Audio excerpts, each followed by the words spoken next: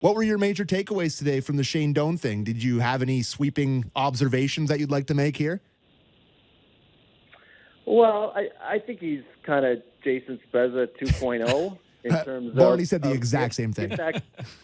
Oh, yeah? Yeah. Well, I just think he's that guy. He's going to be that conduit, right, between the front office and the players. Yeah, he's a little bit farther removed from his playing days than Spezza, but not really. I think it's interesting. He still hits the ice sometimes with Matthews in the pro elite skates. Must be hard to get into that. He just dumps it in and chases it, or what? I'm sorry. Arizona. I know the old guy at the skate. He's just playing a hard game out there. Not a lot of tricks.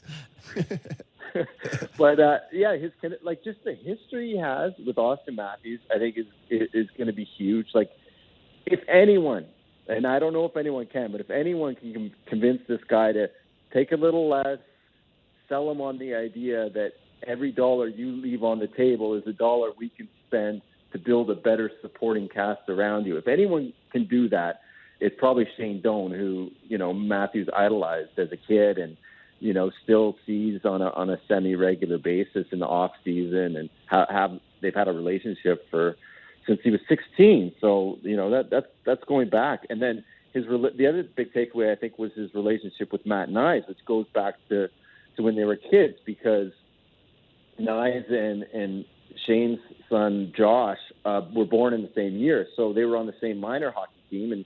And Nyes was saying to us, last summer that Shane was basically the coach. He ran the bench ever since he was 5 or 6 years old, and it was Matt Nyes who came over and presented Shane Doan with a sweater, swung by the house. The families know each other.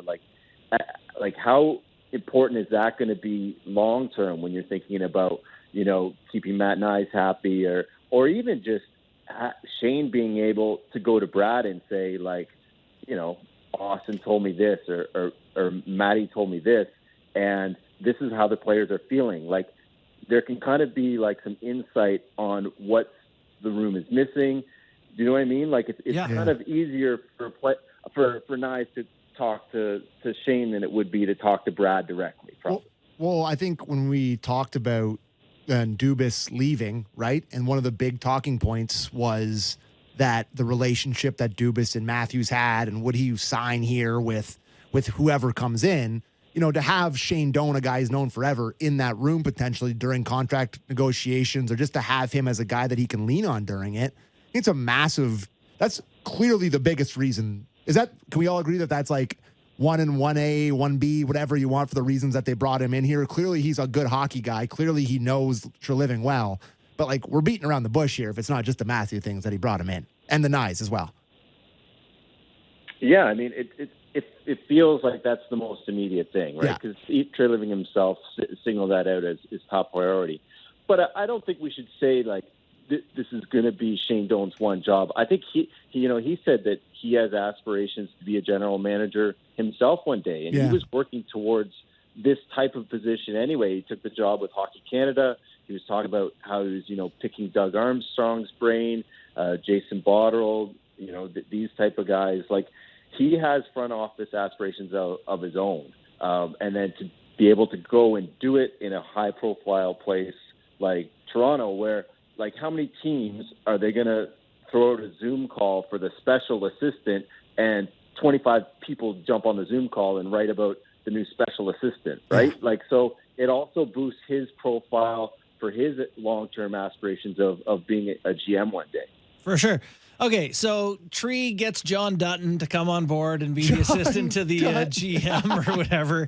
What else has he got going on? This guy's, we know he's talking to the coach or trying to sign the superstar. I mean, do we know what he's been up to since he's joined on? Well, I mean, he's been pretty quiet, but right. The one thing I would say is, he went out to Arizona.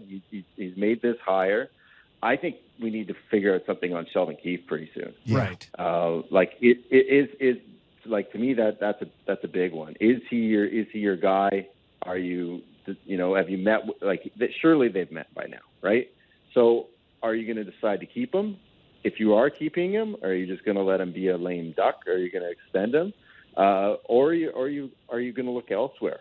And the silence on that issue is really fascinating. Do you think his time in Arizona talking to Matthews impacts that? Like, do you think he's going to Matthews? Do you want the coach or do you not want the coach?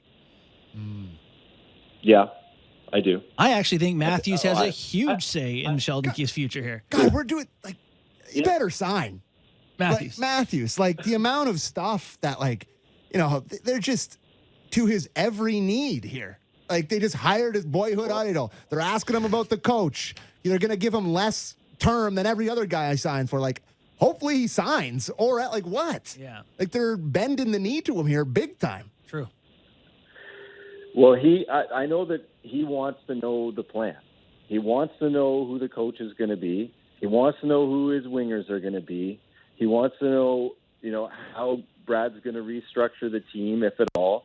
He wants to feel very secure in where UDM is going to take this team before he puts pen to paper.